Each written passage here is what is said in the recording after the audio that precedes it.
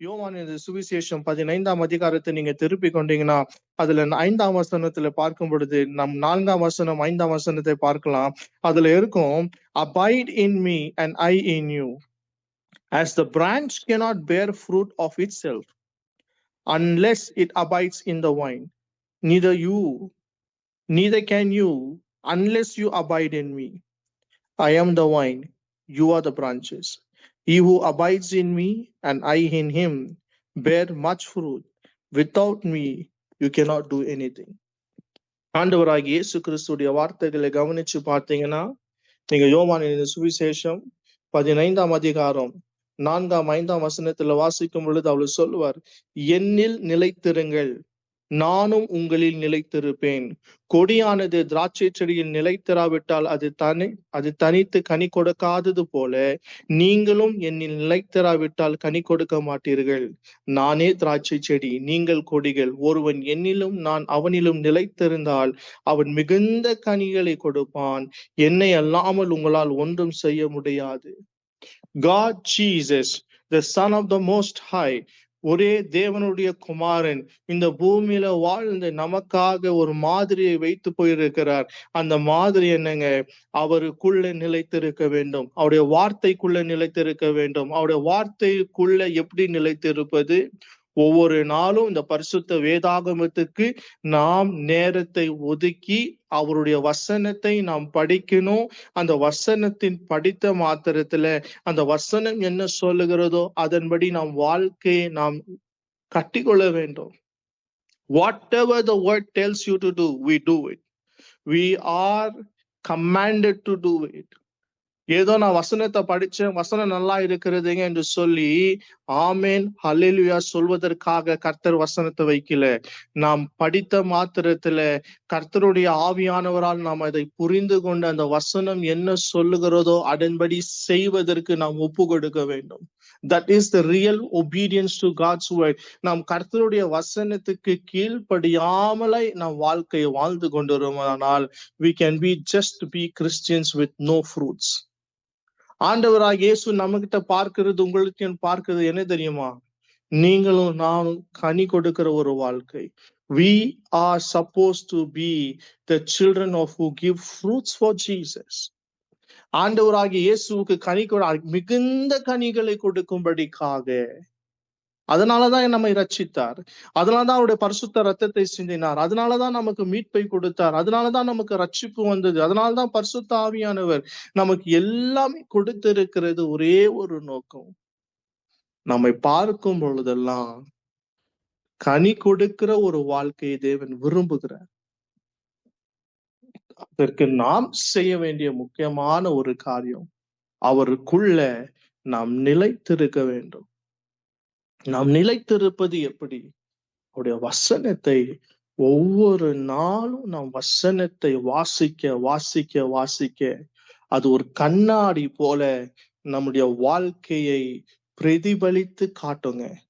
நீங்க யாக்கோபு எழுதின புஸ்தகம் 1ஆம் அதிகாரத்துல நீங்க வாசிச்சீங்கன்னா 21 தொடங்கி கடைசி 25ஆம் வசனத்தை வரைக்கும் அதை சொல்லும். நீங்க வசனத்தை கேட்பது மாத்திரமல்ல, நீங்க வசனத்தின் பைய செய்யவும் எச்சரிக்கையா இருங்கள். Don't be deceived. வார்த்தை அப்படிதான் சொல்லும். Let us not get deceived. Why? Because the Bible very clearly teaches us to be the doers of the word. நீங்க யாக்கோபு 1ஆம் அதிகாரம் 22ஆம் வசனத்தை வாசிக்கும் பொழுது, but be doers of the word and do not hearers only, deceiving yourself.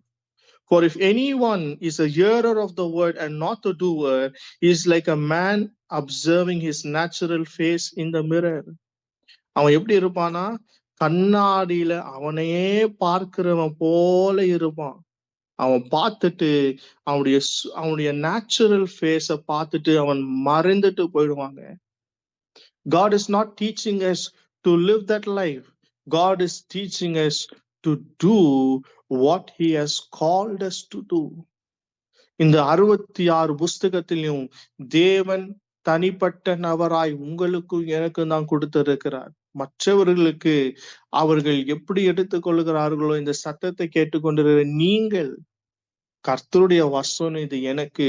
நான் இந்த வாழ்க்கை தேவனுக்காக பரிசுத்தமுள்ள ஒரு வாழ்க்கை, நீதி உள்ள ஒரு வாழ்க்கை, அவருக்கு பிரியமுள்ள ஒரு வாழ்க்கை, அந்த வாழ்க்கையை நான் வாழ வேண்டும் என்று நீங்களும் நானும் தீர்மானிக்கும் பொழுதுதான் கர்த்தர் அந்த ஒவ்வொரு நாளும் அந்த கிருபைகளை கொடுத்து நம்மை நடத்த உண்மை உள்ளவராக இருக்கிறார். God is very much pleased. அவர் யாரையும் தேடுறது கிடையாது. நீங்க பூமியில அவருடைய கண்கள் சுற்றி திரிந்து பார்க்கும் பொழுது அவருடைய கண்கள் யார் மேலதான் மாபாடும்? ஏசாயா 66 அதிகாரம் 2 சொல்லி இருக்கிறபடி, என் வசனத்துக்கு நடுங்குகிறவனை நான் நோக்கி பார்ப்பேன். God does not see anybody. எத்தனை பேர் கோடீஸ்வரர் இருக்கலாங்க இந்த உலகத்தில் இருக்கலாம், அவருடைய பேங்க் பேலன்ஸ் எத்தனையோ கோடிகள் லட்சங்கள் பேர் இருக்கலாம். தேவன் அவர்களை பார்ப்பது கிடையாது. தேவன் பார்ப்பது எல்லாம் உங்களையும் என்னையும் தான். வசனத்துக்கு நடுங்குகிறவன், வசனத்துக்கு கீழ்ப்படுகிற இருதயத்தையோடு கூட இருக்கிறவன் தெரியுமா, அவனைதான் உற்று நோக்கி பார்ப்பாரு. வசனத்தின்படி செய்கிறானா, என் வசனம் இப்படி சொல்லுகிறது, அந்த வசனத்தின்படி இந்த பிள்ளைகள் செய்து கொண்டு இருக்கிறானா, அவருடைய கண்கள் அவர்கள் மேல் நோக்கமா இருக்கிறதா. What a beautiful God that we worship. It says in Isaiah chapter 66 and verse 2, ரெண்டாவது பக்கத்துல, on him who is poor and of contrite spirit and who trembles at my word. For God's word is the important for our life. இந்த கர்த்தருடைய வசனத்தை அதிகமாய் படிங்க, அதிகமாய் நேரத்தை ஒதுங்க, அதிகமாய் தேவ சமூகத்துல கேளுங்க. ஆண்டவரே, இந்த வசனத்தினுடைய வெளிப்பாடு எனக்கு வேணும் ஆண்டவரே, உண்மை அறிகிற அறிவுக்குள்ள நான் வளரணும் ஆண்டவரே என்று சொல்லி. அதற்கு பெஸ்ட் உதாரணம் என்ன தெரியுங்களா? நமக்கு பரிசுத்த ஆவியானவரை கொடுத்திருக்கிறார். அவர் மேல் சார்ந்து கொள்ளும் பொழுதுதான் நமக்கு கர்த்தருடைய வசனங்களை அறிந்து கொள்வதற்கான கர்த்தர் நமக்கு கிருபை கொடுப்பார். நீங்க லூக்கா சுவிசேஷத்தை நீங்க திருப்பிக் கொள்ளும் பொழுது இங்க ஒரு ரகசியத்தை பார்க்கலாம். இந்த கிலோப்பா என்ற ஒரு மனுஷன் இயேசுவோடு கூட தான் இருந்தாரு, இயேசுவோடு கூட தான் நடந்தாங்க, அவங்க ஊழியத்தை இயேசுவோடு கூட தான் செஞ்சாங்க, இயேசுவோடு கூட இருந்த இவர்கள் எல்லோருக்கும். ஆனாலும் அவங்களுக்கு என்ன கிடைக்கலன்னா, வசனத்தை இன்னும் புரிந்து கொள்வதற்கான அந்த வெளிப்பாடு இல்லாமல் இருந்தது. சீஷர்களோடு கூட தான் இயேசு 3.5 வருஷம் ஊழியம் செய்தார். அவர்களுக்கு 5 அப்போ 2 மீனை அவருக்கு அற்புதத்தை காமிச்சார். லாசருவை உயிரோடு கூட எழுப்பி காமிச்சாரு.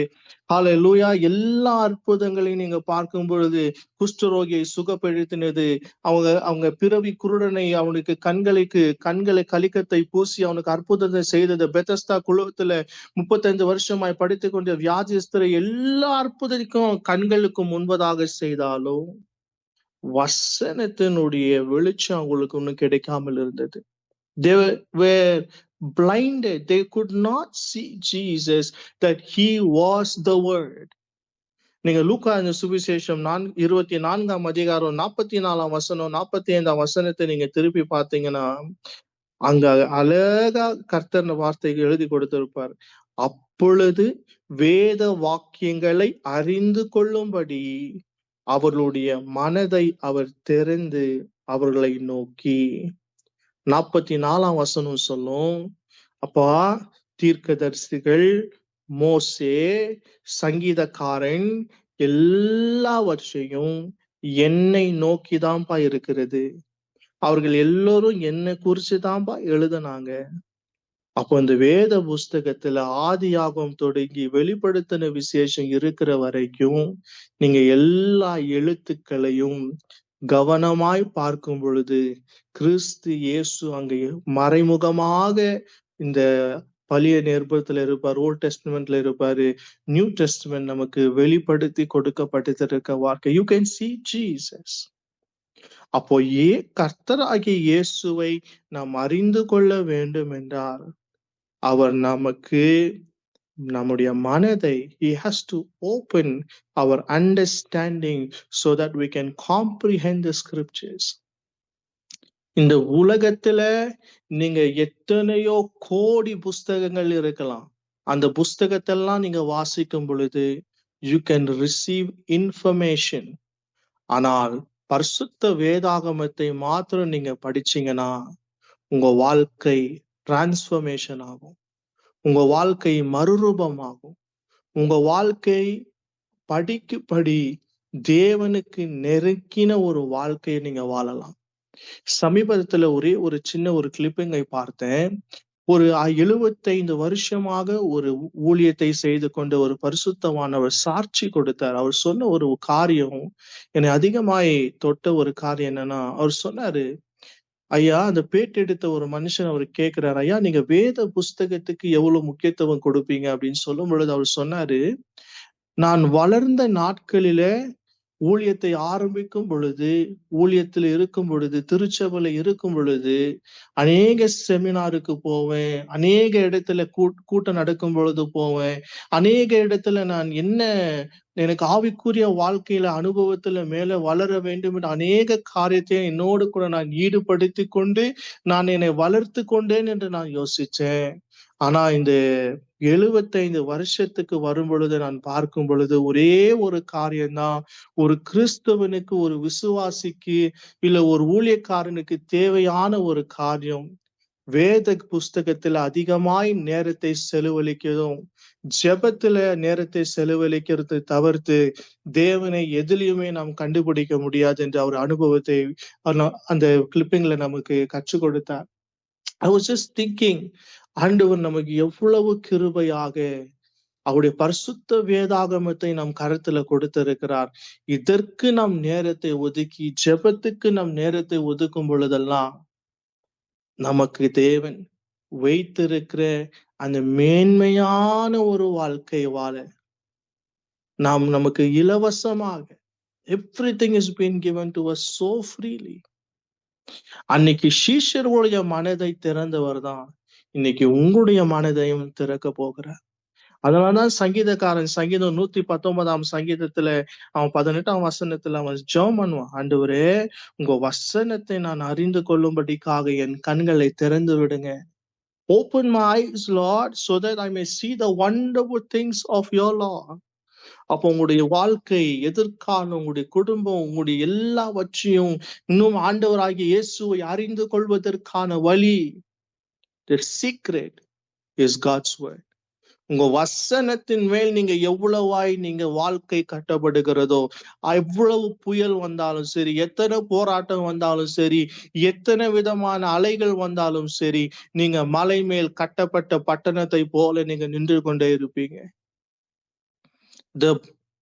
The one thing the devil always try to steal from us is God's word.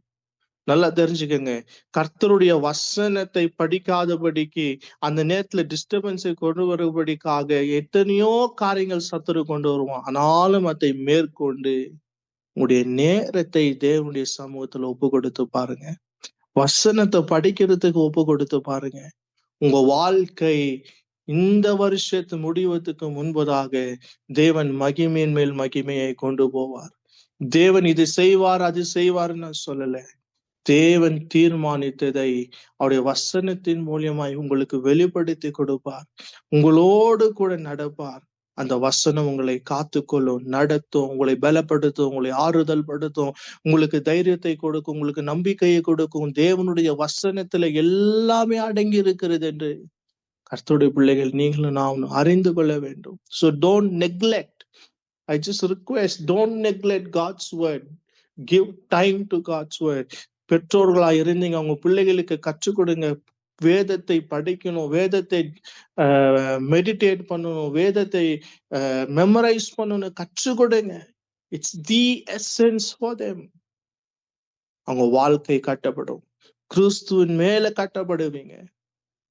இந்த இரவு நேரத்தில் ஒப்பு கொடுக்கலாமா? தேவ சமூகத்துல கேட்கலாமா? ஆண்டவரே உங்களுடைய வார்த்தை ஆவியாயும் ஜீவனுமா இருக்கிறதுன்னு சொன்னீங்களே, அந்த வார்த்தைக்குள்ள நாங்க கட்டப்படணும், வேறு கொள்ளணும், உமக்காக சாட்சியா வாழணும் என்று ஆண்டவருடைய கருத்துல ஒப்பு கொடுத்து நாம் ஜெபிக்கலாம்.